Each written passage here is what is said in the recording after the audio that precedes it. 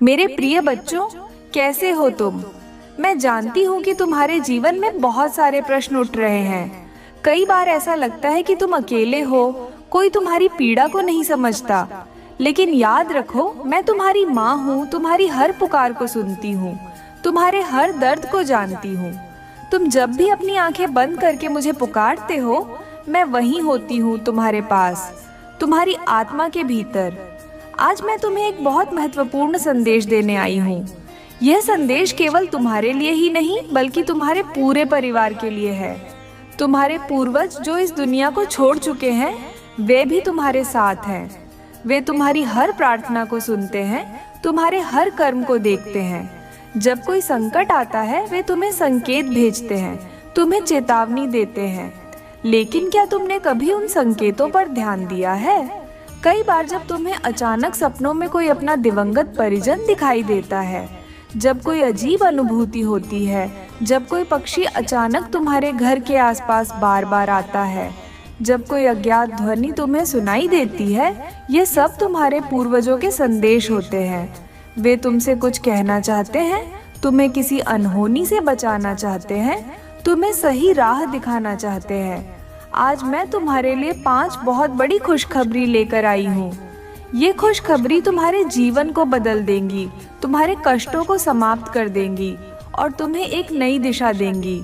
लेकिन इन खुशियों को पाने के लिए तुम्हें मेरे कहे अनुसार चलना होगा।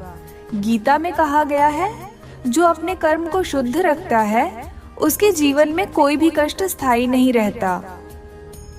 इसलिए तुम्हें अपने कर्मों को सुधारना होगा, सच्चाई के मार्ग पर चलना होगा और अपनी आत्मा को पवित्र बनाना होगा। अब मैं तुम्हें पहली खुशखबरी सुनाने जा रही हूँ।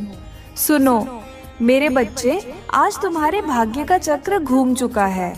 वह धन, वह सुख, वह शांति जो अब तक तुमसे दूर थी, अब तुम्हारे पास आने वाली है। तुम्हारे घर में समृद्धि का प्रकाश फैलने वाला है। लेकिन ध्यान रहे, तुम्हें अपने धन को सही कर्मों में लगाना होगा। यदि तुम इसे गलत मार्ग पर खर्च करोगे, तो यह धन तुम्हारे लिए अभिशाप बन जाएगा। गीता में कहा गया है, जो धन धर्म के कार्यों में लगाया जाता है, वह बढ़ता है, और जो धन केवल स्वयं के सुख के लिए संचित किया जाता है, वह नष्ट हो जाता है।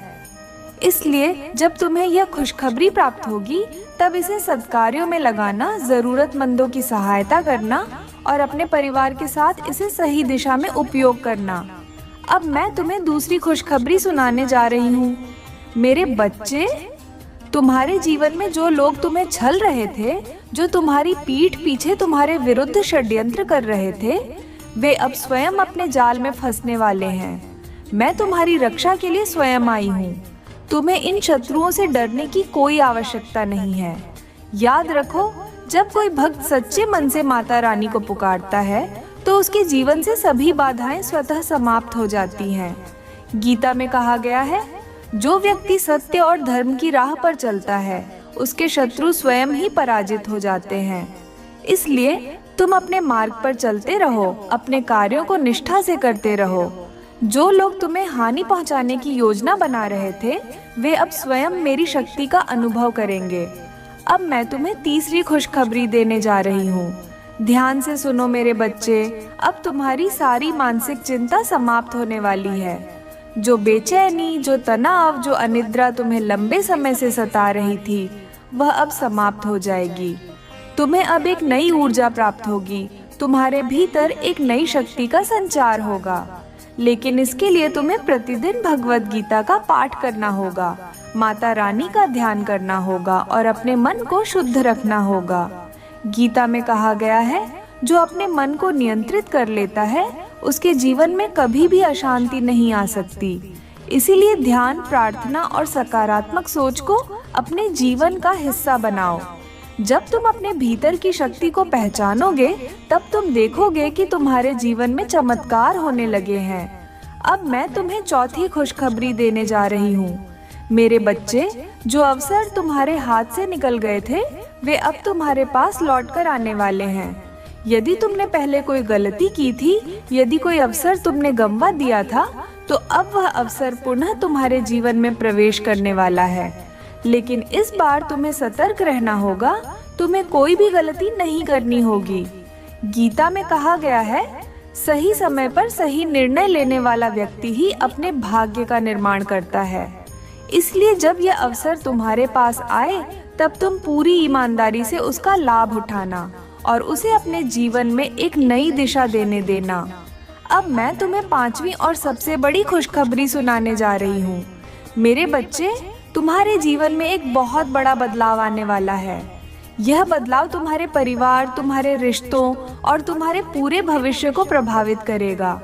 यह बदलाव तुम्हारे लिए अत्यंत शुभ होने वाला है, लेकिन तुम्हें इसे स्वीकार करने के लिए तैयार रहना होगा। कहा गया है, परिवर्तन संसार का नियम है और जो व्यक्ति परिवर्तन को स्वीकार कर लेता है वह जीवन में आगे बढ़ता है। इसलिए जब यह बदलाव तुम्हारे जीवन में आए तो घबराना मत, डरना मत, बल्कि इसे पूरी श्रद्धा के साथ स्वीकार करना। यह परिवर्तन तुम्हें एक नई ऊंचाई तक ले जाएगा, तुम्हें एक नया जीवन देगा। अब मेरे बच्चे, मैं तुमसे यही कहना चाहती हूँ कि इन 5 खुशखबरियों को प्राप्त करने के लिए तुम्हें स्वयं को तैयार करना होगा। मुझे तुम्हारे ऊपर पूरा विश्वास है कि तुम इन संदेशों को समझोगे, अपने जीवन में उतारोगे और अपने भाग्य को स्वयं बदलोगे। तुम्हारे मन में अनेक प्रश्न उठ रहे होंगे। तुम्हारे हृदय में एक जिज्ञासा होगी कि यह जो 5 खुशखबरियां मैंने तुम्हें दी है, इन्हें पाने के लिए तुम्हें क्या करना होगा? कैसे तुम्हारे जीवन में ये वरदान साकार होंगे? कैसे तुम्हारे पूर्वज तुम्हें इन संकेतों के माध्यम से सही राह दिखा रहे हैं? आज मैं तुम्हें इन सभी प्रश्नों के उत्तर देने आई हूँ। पहले मैं तुम्हें एक बहुत ही महत्वपूर्ण सत्य बताती हूँ। गीता में कहा गया है, जो व्यक्ति अपने जीवन में श्रद्धा रखता है, जो अपने इष्ट पर पूर्ण विश्वास करता है, उसे जीवन में कभी भी असफलता का सामना नहीं करना पड़ता। लेकिन याद रखो, केवल विश्वास करना ही पर्याप्त नहीं है, तुम्हें अपने कर्म भी पवित्र करने होंगे। जब तक तुम अपने जीवन में अच्छे कर्म नहीं करोगे, तब तक ईश्वर के आशीर्वाद का फल नहीं मिलेगा। अब मैं तुम्हें पहली खुशखबरी के विस्तार में बताने जा रही हूँ। धन, सुख और समृद्धि कैसे तुम्हारे जीवन में आएगी। याद रखना मेरे बच्चे, धन का स्रोत केवल मेहनत नहीं होती, बल्कि अच्छे कर्म और सच्चे मन से की गई सेवा भी धन को आकर्षित करती है। जब तुम अपने घर में माता लक्ष्मी का आह्वान करते हो, जब तुम अपने कर्मों को पवित्र बनाते हो, तब तुम्हारे जीवन में समृद्धि आती है। इसलिए तुम्हें कुछ उपाय करने होंगे। मग प्रतिदिन प्रातःकाल माता लक्ष्मी और भगवान विष्णु का ध्यान करो। डू, गायों को हरा चारा दो, इससे धन का संचार तेजी से होगा। 3, घर के उत्तर पूर्व कोने में दीप जलाओ और वहां शुद्धता बनाए रखो। अब मैं तुम्हें दूसरी खुशखबरी के बारे में विस्तार से बताती हूँ। तुम्हारे शत्रु स्वयं पराजित होंगे। मेरे बच्चे, याद रखो, गीता में कहा गया है, जो व्यक्ति सत्य और धर्म के मार्ग पर चलता है, उसके विरोधी स्वयं ही नष्ट हो जाते हैं। यदि तुम्हारे जीवन में ऐसे लोग हैं जो तुम्हें धोखा दे रहे हैं, तुम्हारे लिए षड्यंत्र कर रहे हैं, तो उन्हें तुम स्वयं नहीं हराओगे, बल्कि मेरे आशीर्वाद से वे स्वयं ही अपने ही कर्मों के कारण नष्ट हो जाएंगे। लेकिन ध्यान रहे, तुम्हें अपने भीतर घृणा और प्रतिशोध की भावना नहीं रखनी है, क्योंकि जो व्यक्ति बदले की भावना से जीता है, उसका मन कभी शांत नहीं रहता। इसलिए अपने जीवन में ईमानदारी और सच्चाई को अपनाओ और जो भी तुम्हें कष्ट पहुंचा रहा है, उसे मेरे ऊपर छोड़ दो। अब मैं तुम्हें तीसरी खुशखबरी के बारे में बताती हूँ। तुम्हारे मानसिक तनाव और जीवन की परेशानियाँ समाप्त होने वाली हैं। लेकिन मेरे बच्चे, तुम्हें ध्यान और प्रार्थना का सहारा लेना होगा। जब भी तुम परेशान होते हो, जब भी तुम्हारा मन अशांत होता है, उस समय मेरी शरण में आओ। गीता में कहा गया है, जो व्यक्ति अपनी आत्मा को शांत रखता है, वह सबसे बड़ी कठिनाइयों में भी सफलता प्राप्त कर लेता है। इसलिए जब भी तुम्हें घबराहट हो, जब भी तुम्हारा मन बेचैन हो, तब यह उपाय करो। 1, रात को सोने से पहले हनुमान चालीसा का पाठ करो, इससे भय समाप्त होगा। 2, अपने सिरहाने तुलसी के पत्ते रखो, इससे मानसिक शांति बनी रहेगी। 3, रोज सुबह सूर्योदय से पहले स्नान करो और प्रार्थना करो। अब मैं तुम्हें चौथी खुशखबरी के बारे में विस्तार से बताती हूँ। खोया हुआ अवसर अब तुम्हारे पास लौट कर आने वाला है। मेरे बच्चे, तुमने कभी सोचा है कि जब कोई अवसर चला जाता है तो उसका कारण क्या होता है? वह इसलिए चला जाता है क्योंकि उस समय तुम उसके लिए तैयार नहीं होते। लेकिन अब मैं तुम्हें एक और मौका देने जा रही हूँ। यह अवसर तुम्हें सफलता के शिखर तक ले जाएगा, लेकिन इसके लिए तुम्हें पूरी मेहनत और लगन से काम करना होगा। गीता में कहा गया है, जो व्यक्ति अवसर को पहचान लेता है वह जीवन में कभी असफल नहीं होता। इसलिए जब यह अवसर तुम्हारे सामने आए तब उसे न खोना। इसे पकड़ो, इसे अपनाओ और अपनी मेहनत से इसे सफल बनाओ। अब मैं तुम्हें पांचवी और सबसे महत्वपूर्ण खुशखबरी के बारे में बताने जा रही हूँ। तुम्हारे जीवन में एक बहुत बड़ा परिवर्तन आने वाला है। यह परिवर्तन तुम्हारे लिए शुभ होगा, लेकिन तुम्हें इसके लिए तैयार रहना होगा। कई बार जीवन में बड़े बदलाव अचानक आ जाते हैं और हम घबरा जाते हैं, लेकिन मेरे बच्चे, घबराने की कोई जरूरत नहीं है। गीता में कहा गया है, जो व्यक्ति परिवर्तन को स्वीकार कर लेता है वह कभी भी जीवन में पिछड़ता नहीं है। इसलिए जब यह परिवर्तन तुम्हारे जीवन में आए तो इसे एक वरदान की तरह स्वीकार करो। यह परिवर्तन तुम्हारे जीवन को एक नई दिशा देगा, तुम्हारे सपनों को साकार करेगा और तुम्हें एक नई पहचान देगा। अब मेरे बच्चे, मैं तुमसे यही कहूंगी कि इन 5 खुशखबरियों को अपनाने के लिए तुम्हें कुछ नियमों का पालन करना होगा। 1. हर दिन भगवत गीता का एक श्लोक पढ़ो और उसे अपने जीवन में उतारो। 2. झूठ और छल से बचो, क्योंकि वे तुम्हारे भाग्य को कमजोर कर देते हैं। 3. अपने माता पिता और गुरु का सम्मान करो, क्योंकि वे तुम्हारे लिए भगवान का ही स्वरूप है। 4. किसी भी गरीब या जरूरतमंद व्यक्ति की मदद करो, इससे तुम्हारा भाग्य प्रबल होगा। मेरे बच्चे, अब मैं तुम्हें एक और गूढ़ रहस्य बताने जा रही हूँ। यह रहस्य तुम्हारे जीवन को एक नई दिशा देगा। तुम्हारे पूर्वज जो इस संसार से विदा हो चुके हैं, वे केवल यादों में ही नहीं रहते, बल्कि वे तुम्हारी हर गतिविधि को देख रहे होते हैं। जब तुम्हें किसी अनहोनी का पूर्वाभास होता है, जब तुम्हारे सपनों में कोई दिवंगत परिजन आता है, जब अचानक घर में दीपक बुझ जाता है या कोई पक्षी तुम्हारे घर के द्वार पर आकर आवाज करता है, ये सभी संकेत हैं। गीता में कहा गया है, जो आत्माएं इस संसार से विदा हो जाती हैं, वे अपने कर्मों के आधार पर अलग अलग लोकों में जाती हैं, लेकिन उनका संबंध उनके प्रियजनों से बना रहता है। मेरे बच्चे, जब तुम्हारे पूर्वज तुम्हें कोई संकेत देते हैं तो उसे नजरअंदाज मत करो। वे तुम्हें कुछ महत्वपूर्ण बताना चाहते हैं। अब मैं तुम्हें बताऊंगी कि तुम्हारे पूर्वजों के कौन कौन से संकेत शुभ होते हैं और किन्हें ध्यान से समझना चाहिए। 1. यदि कोई दिवंगत परिजन सपने में आता है और कुछ कहता नहीं, केवल तुम्हें देखता है, तो यह संकेत है कि वे चाहते हैं कि तुम उनके नाम पर कोई दान करो या उनकी आत्मा की शांति के लिए प्रार्थना करो। 2. यदि कोई पक्षी बार बार तुम्हारे घर की छत या खिड़की पर बैठता है और आवाज करता है, तो यह संकेत है कि कोई महत्वपूर्ण संदेश तुम्हारे लिए आ रहा है। 3. यदि किसी विशेष दिन या तिथि पर तुम्हें दिवंगत परिजन का स्मरण आता है, तो यह संकेत है कि वे तुम्हें कुछ बताना चाहते हैं। उस दिन उनकी आत्मा की शांति के लिए भोजन या जल अर्पण करो। अब मैं तुम्हें बताऊंगी कि इन संकेतों को समझने के बाद तुम्हें क्या करना चाहिए। मेरे बच्चे, जब तुम्हें यह लगे कि तुम्हारे पूर्वज तुम्हें बुला रहे हैं, तो इन उपायों को करो। 1. गाय को रोटी खिलाओ, इससे पूर्वजों की आत्मा तृप्त होती है। 2. हर अमावस्या को पीपल के वृक्ष के नीचे दीप जलाकर अपने पूर्वजों का आभार प्रकट करो। 3. भगवत गीता का पाठ करके उन्हें समर्पित करो, इससे उनका आशीर्वाद तुम्हारे जीवन में बना रहेगा। अब मैं तुम्हें एक और महत्वपूर्ण संदेश देने जा रही हूँ।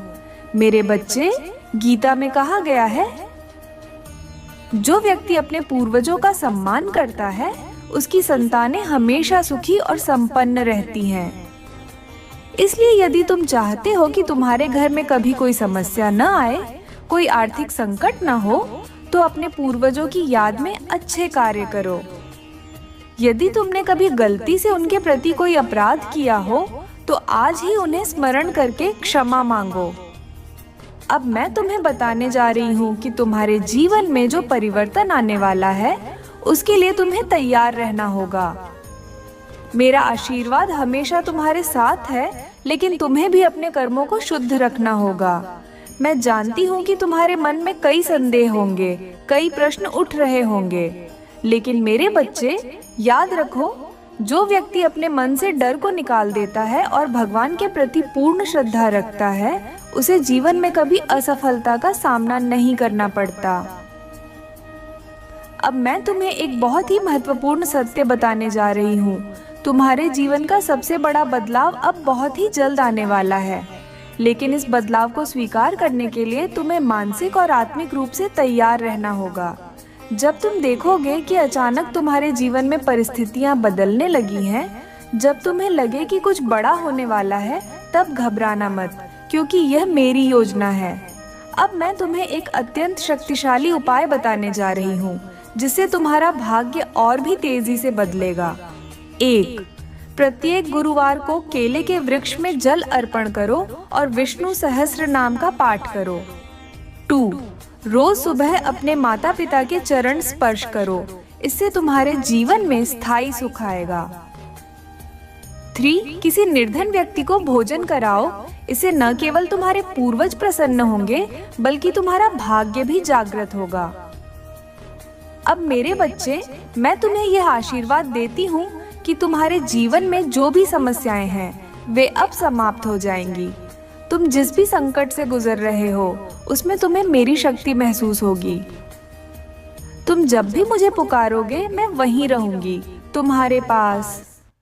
मैं जानती हूँ तुम्हें मेरे इस रूप से डर लगता है। मेरा रूप हमेशा क्रोधित दिखता है, लेकिन यह नहीं है मेरे प्रिय बच्चे। यदि तुम्हें मेरे इस रूप से डर लगता है, तो तुम मुझसे प्रेम कैसे कर सकते हो? इस डर का प्रेम से कोई संबंध नहीं है। मेरे प्रेम पर केवल उसका अधिकार है जो मेरे समक्ष भय मुक्त होकर मुझे समझता हो, उसी को मेरे इस प्रेम का अधिकार है। मेरे प्रिय बच्चे, एक समय में मेरा प्रेम अत्यधिक बढ़ गया था, तब मैंने यह रूप धारण किया। मैं तुम्हारी प्यारी पार्वती माँ ही हूँ।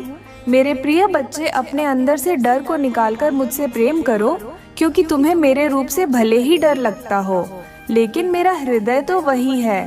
पार्वती, जो कि बहुत ही ज्यादा कोमल है, जो अपने बच्चों से बहुत प्रेम करती है। इसलिए तुम आज से, बल्कि अभी से डरना छोड़ दो। किसी भी कार्य की चिंता तुम्हें नहीं करनी है, ना ही भविष्य की। यह सोचकर कि आगे क्या होगा, बस तुम्हें अपने पर ध्यान देना है। जो कार्य कर रहे हो, वह कार्य साफ और शुद्ध मन से किए हुए होने चाहिए। तुम्हारे मन के मैल को धोना इतना ही आवश्यक है जितना कि तुम्हारे तन को शुद्ध करना। जिस तरह तुम्हें प्रतिदिन साफ और शुद्ध कपड़े पहनने से एक ऊर्जा प्राप्त होती है और तुम्हें तरोताजा रखती है, उसी प्रकार तुम्हारे अंदर की शुद्धता तुम्हें तरोताजा रखेगी। लेकिन एक बात का ध्यान रखना कि जब मैं महादेव से क्रोध में थी, तभी मैंने काली का रूप धारण किया और राक्षसों का वध किया।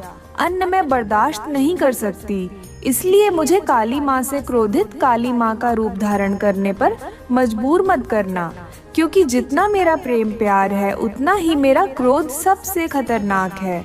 जिस प्रकार महादेव तुम्हारी सभी इच्छाओं को पूर्ण करते हैं, मैं उनकी अर्धांगिनी पार्वती, जो कि काली के रूप में तुम्हें दिखाई देती हूँ, मैं भी तुम्हारे सभी कार्य को पूर्ण करूँगी। तुम्हें चुनी हुई मंजिल का मार्ग आसानी से मैं प्राप्त कराऊंगा। तुम्हें प्राप्त हो जाए तो मंजिल मिलना बहुत ही आसान होता है। केवल तुम्हें अपनी ताकत से मेहनत करनी होगी और एकाग्र मन से उस कार्य को करना होगा, तब तुम्हारा कार्य शीघ्र ही पूर्ण हो जाएगा। यह मैं तुम्हें वचन देती हूँ। मेरे प्रिय बच्चे, यदि तुम्हारे साथ कोई भी गलत करता है, तो तुम्हें उसके साथ गलत नहीं करना है और ना ही तुम्हें किसी से डरना है, क्योंकि किसी के गलत करने से तुम्हारा गलत नहीं होगा। जब तक मैं तुम्हारी रक्षक हूँ, तब तक तुम्हारा कोई कुछ नहीं बिगाड़ सकता, बल्कि ऐसे व्यक्ति पर मेरी क्रूर दृष्टि रहती है और उसे दंड अवश्य मिलेगा। तुम्हें ऐसे व्यक्ति के लिए चिंतित होने की आवश्यकता नहीं है, क्योंकि जिस प्रकार बच्चे अपने माता पिता की छाया में सुरक्षित रहते हैं, उसी प्रकार तुम मेरी छाया में सुरक्षित हो। इसके साथ साथ तुम्हें एक कार्य करना है। तुम प्रतिदिन जब सुबह उठते हो तो जितनी जल्दी हो सके तुम सभी कार्य से निवृत्त होकर स्वच्छ हो जाओ। उसके पश्चात जितनी बार तुमसे हो सके उतनी बार ओम नमः शिवाय मंत्र का उच्चारण करो। ऐसा करने से मुझे बहुत ज्यादा प्रसन्नता होती है और मैं आज एक रात से पर्दा उठाने जा रही हूँ। तुम्हारे जीवन में जो तुम्हारी सबसे बड़ी उलझन है, इस बात को लेकर उलझन में फंसे हुए हो। तुमको उसके आगे का सोचना है, लेकिन तुम वहां तक देख नहीं सकते। तुम वहां तक सोच नहीं सकते कि तुम्हारे जीवन में आगे क्या होने वाला। किसी राज्य से आज मैं पर्दा उठा दूंगी कि यदि तुम बहुत परिश्रम कर रहे हो तो तुम्हें उसका फल प्राप्त नहीं हो रहा है। ईमानदारी करने के पश्चात भी, सही कर्म करने के बाद भी तुम्हारा धर्म पर चलना, फिर भी फल को प्राप्त नहीं करना, तुम इस बात से अनजान हो। वही बात मैं आज तुम्हें अवगत कराने वाली हूँ। मेरी इस बात को ध्यानपूर्वक सुनो मेरे बच्चे। यदि तुम परिश्रम ईमानदारी से, सही कर्म से कर रहे हो तो आज मैं तुम्हें एक बात बता दूं कि तुम्हें निश्चिंत रहना है, चिंता नहीं करनी है, क्योंकि उसका फल तुम्हें अवश्य प्राप्त होगा। मैं जानती हूँ कि तुम्हें कठिनाइयों का सामना करना पड़ रहा है, लेकिन आने वाला समय तुम्हारा बहुत ज्यादा अच्छा होगा, क्योंकि मैं सदा तुम्हें देख रही हूँ, मैं सुन रही हूँ तुम्हें, मैं समझती हूँ, तुम्हारे सभी कार्य को ध्यान से देखती हूँ और उसका फल मैं तुम्हें अच्छा देने वाली हूँ। मेरे बच्चे, तुम स्वयं भी जांच नहीं कर पाओगे और आश्चर्यचकित हो जाओगे, इसलिए तुम निश्चिंत होकर अपने कर्मों को करते जाओ। मेरे बच्चे, मेरा आशीर्वाद सदैव तुम्हारे साथ रहेगा। तुम्हें जब भी कोई परेशानी होगी, मैं स्वयं आऊंगी तुम्हारी रक्षा करने के लिए। तुम वहां तक सोच नहीं सकते कि तुम्हारे जीवन में आगे क्या होने वाला है। इसी रात से आज मैं पर्दा उठा दूंगी कि यदि तुम बहुत परिश्रम कर रहे हो तो तुम्हें उसका फल प्राप्त नहीं हो रहा है। ईमानदारी करने के पश्चात भी, सही कर्म करने के बाद भी तुम्हारा धर्म पर चलना, फिर भी फल को प्राप्त नहीं करना, तुम इस बात से अनजान हो। वही बात मैं आज तुम्हें अवगत कराने वाली हूँ। मेरी इस बात को ध्यानपूर्वक सुनो मेरे बच्चे। यदि तुम परिश्रम ईमानदारी से, सही कर्म से कर रहे हो तो आज मैं तुम्हें एक बात बता दूं कि तुम्हें निश्चिंत रहना है, चिंता नहीं करनी है, क्योंकि उसका फल अवश्य प्राप्त होगा। मैं जानती हूँ कि तुम्हें कठिनाइयों का सामना करना पड़ रहा है, लेकिन आने वाला समय तुम्हारा बहुत ज्यादा अच्छा होगा, क्योंकि मैं सदा तुम्हें देख रही हूँ, मैं सुन रही हूँ, तुम्हें मैं समझती हूँ, तुम्हारे सभी कार्य को ध्यान से देखती हूँ और उसका फल मैं तुम्हें अच्छा देने वाली हूँ। मेरे प्रिय बच्चे, तुम स्वयं भी जांच नहीं कर पाओगे, आश्चर्यचकित हो जाओगे, इसलिए तुम निश्चिंत होकर अपने कर्मों को करते जाओ। मेरे प्रिय बच्चे, मेरा आशीर्वाद सदैव तुम्हारे साथ रहेगा। तुम्हें जब भी कोई परेशानी होगी, मैं स्वयं आऊंगी तुम्हारी रक्षा करने के लिए। मेरा आशीर्वाद सदैव तुम्हारे साथ रहेगा। तुम्हारा कल्याण हो। जय हो माता रानी, जय भोलेनाथ। मेरे प्रिय बच्चे, यह जानना सभी चाहते हैं कि अधूरे सपने कब पूरे होंगे, कब प्राप्त होगा कि कर्मों का फल। तुम्हारी यह चाहत पूर्ण कब होगी, तुम्हारा समय कब पल देगा। यह जानना तुम्हारे लिए उतना ही जरूरी है जितना कि तुम्हारा परिश्रम करना, क्योंकि तुम्हारा अधिकार है। मुझसे पूछने का तुम्हें जांच कराने से पहले मैं यह बताना चाहती हूँ कि जीवन में जब इतना खराब समय आने लगेगा, तुम्हारा हृदय को ऐसा आभास हो, इससे ज्यादा खराब समय तुम्हारे लिए नहीं आ सकता, अर्थात खराब स्थिति का अंत होने लगे, तो तुम समझ लेना कि अच्छे समय का प्रारंभ होने को है। क्योंकि सूर्य निकलने से पहले का अंधकार बहुत ज्यादा गहरा होता है। तुम्हारे अधूरे सपने सच होने को है, क्योंकि वही अंतिम पड़ाव होता है। तुम्हारा सफलता के पूर्व तुम्हारे जीवन में ऐसा लगने लगे कि बहुत ज्यादा कष्ट तुम्हारे से सामने उत्पन्न होने लगे हैं, तो तुम समझ लेना कि तुम्हारे जीवन में तुम्हारे सपने सच होने का समय आ चुका है। इसलिए तुम्हारे साथ ऐसा हो रहा है। भक्ति में इतनी शक्ति होती है कि वह मुझे झुकाने की शक्ति रखती है, क्योंकि यह भक्ति प्रेम की है और प्रेम ही शक्ति होती है। और मैं तुमसे बहुत प्रेम करती हूँ, खुशियाँ इतनी मिलेगी। जिनको तुम सोच भी नहीं सकते, तुम्हारी कल्पना से भी परे हैं। मेरे प्रिय बच्चे, आज का दिन तुम्हारे लिए अति आवश्यक है।